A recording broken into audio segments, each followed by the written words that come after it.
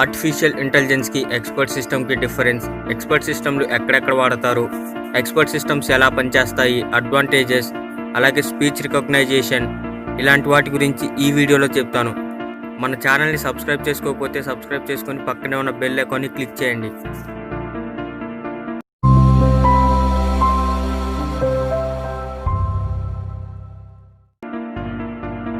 నేను AI history గురించి, mile స్టోన్లు, ఉపయోగాలు ఎలా ఉంటాయి, అలాగే డిసడ్వాంటేజెస్ గురించి ఒక వీడియో చేశాను. వీలైతే వీడియో చూడడానికి ప్రయత్నించండి. ఇప్పటి నుంచి సెకండ్ కూడా స్కిప్ చేయకుండా చివరి వరకు చూడండి. ఆర్టిఫిషియల్ ఇంటెలిజెన్స్లో ఎక్స్పర్ట్ సిస్టమ్ అంటే అది ఒక కంప్యూటర్ సిస్టమ్. అది నిర్ణయాలు తీసుకోవడానికి ఎక్స్పర్ట్ హ్యూమన్లకు ఉన్న ఎబిలిటీని అంటే సామర్థ్యాన్ని ఫాలో అవుతుంది. ఎక్స్పర్ట్ సిస్టమ్లు ఎందుకు తయారు చేశారు అంటే కాంప్లెక్స్ ప్రాబ్లంను సాల్వ్ చేయడానికి వాటిని తయారు చేశారు. ఎక్స్పర్ట్ సిస్టమ్లకు ఒక ప్రాబ్లం గురించి స్పెసిఫిక్ నాలెడ్జ్ డొమైన్ ఉంటుంది. ఎగ్జాంపుల్ మెడిసిన్, సైన్స్ ఇలాగా. ఇంకా చెప్పాలి అంటే ఎక్స్పర్ట్ సిస్టమ్ అనేది ఒక డొమైన్. ఏఐ అంటే ఆర్టిఫిషియల్ ఇంటెలిజెన్స్ హ్యూమన్ బిహేవియర్ లేదా ఎక్స్పర్ట్స్ ఆర్గనైజేషన్ ద్వారా నాలెడ్జ్ బేస్ నుంచి ఇన్ఫర్మేషన్ని గెయిన్ చేసుకొని వినియోగదారుడికి వచ్చిన సమస్యను తీరుస్తుంది. ఈ ఎక్స్పర్ట్ సిస్టమ్ సాఫ్ట్వేర్ను నాన్ ఎక్స్పర్ట్లు ఇన్ఫర్మేషన్ని గెయిన్ చేసుకోవడానికి ఉపయోగిస్తారు. ఎక్స్పర్ట్ సిస్టమ్లను medical diagnosis, coding, accounting, games ఇలా వేరే వేరే రంగాల్లో ఉపయోగిస్తారు. సింపుల్గా ఎక్స్పర్ట్ సిస్టమ్ అంటే అది ఒక ఏఐ సాఫ్ట్వేర్.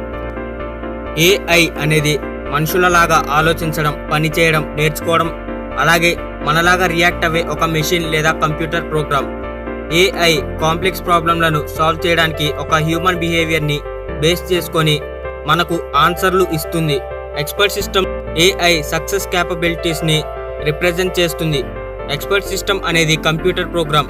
వాటిని తయారు చేసింది కాంప్లెక్స్ ప్రాబ్లంలను సాల్వ్ చేయడానికి.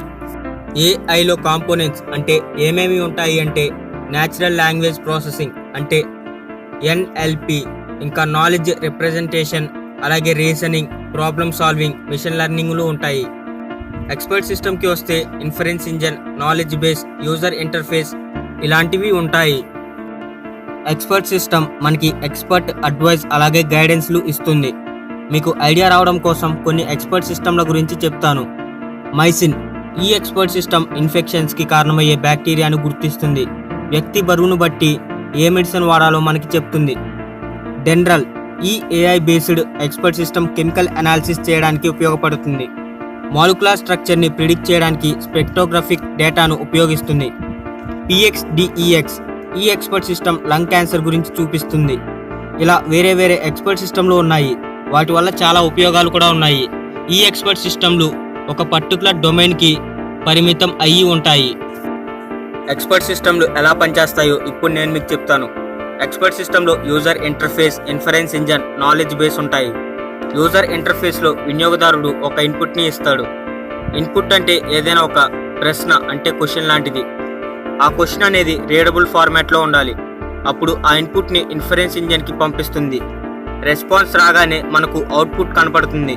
అవుట్పుట్ అంటే ఏంటంటే మన ప్రాబ్లంకి ఆన్సర్. ఇన్ఫరెన్స్ ఇంజన్నే బ్రెయిన్ ఆఫ్ ఎక్స్పర్ట్ సిస్టమ్ అని అంటారు. ఇది నాలెడ్జ్ బేస్లో ఇన్ఫరెన్స్ రూల్స్ని అప్లై చేసి వినియోగదారుడికి ఎర్రర్ ఫ్రీ సొల్యూషన్ని అందిస్తుంది. ఇన్ఫరెన్స్ ఇంజన్లో డిటర్మినాస్టిక్ ఇన్ఫరెన్స్ అలాగే ప్రాబబిలిస్టిక్ ఇన్ఫరెన్స్ అని రెండు రకాలు ఉంటాయి. డిటర్మినాస్టిక్ ఇన్ఫరెన్స్ ఇంజన్లో కంక్లూజన్లు నిజమైనవి. ప్రాబబిలిస్టిక్ ఇన్ఫరెన్స్ ఇంజన్ అనేది కంక్లూజన్స్ని ప్రాబబిలిటీ మీద బేస్ చేసుకొని ఇస్తుంది. కన్క్లూజన్ అంటే మనకి వచ్చే search result. Inference engine forward and backward చైనింగ్ని ఉపయోగిస్తుంది. ఫార్వర్డ్ చైనింగ్ అంటే తెలిసిన రూల్స్ అలాగే ఫ్యాక్ట్స్ని చూపిస్తుంది. బ్యాక్వర్డ్ చైనింగ్ అంటే ఆ ఫ్యాక్ట్స్ని ప్రూవ్ చేయడానికి రీజన్స్ లాంటివి ఇస్తుంది.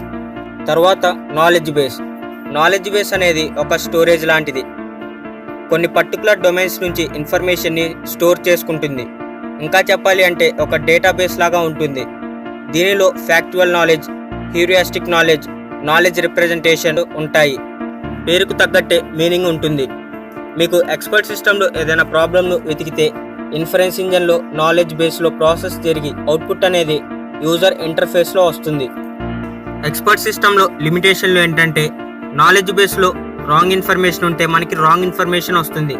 క్రియేటివ్ అవుట్పుట్ అనేది అన్నిట్లో చూపించదు.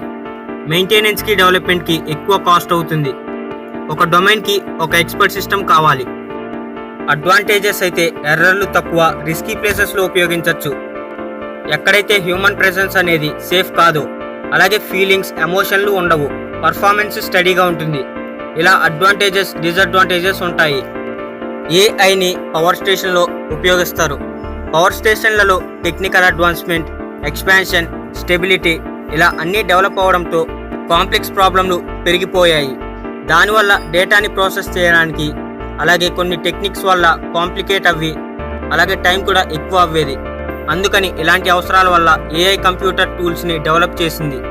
ఏఐ టెక్నిక్స్లో కొన్ని ఏఎన్ఎన్ఎస్ అంటే ఆర్టిఫిషియల్ న్యూరల్ నెట్వర్క్స్, ఎక్స్పిఎస్ అంటే ఎక్స్పర్ట్ సిస్టమ్ టెక్నిక్స్, జిఏ అంటే జెనెటిక్ ఆల్గోరిథం ఇవి కొన్ని. యాపిల్, గూగుల్, అమెజాన్ ఇవి అన్నీ స్పీచ్ రికగ్నైజేషన్ టెక్నాలజీని ఉపయోగిస్తున్నాయి. ఫర్ ఎగ్జాంపుల్, మీరు ఓకే గూగుల్ లేదంటే ఓకే అలెక్సా అని చెప్పి ఏమైనా మాట్లాడితే అది టెక్స్ట్లా కన్వర్ట్ అయ్యి మీకు రిజల్ట్ అనేది వస్తుంది.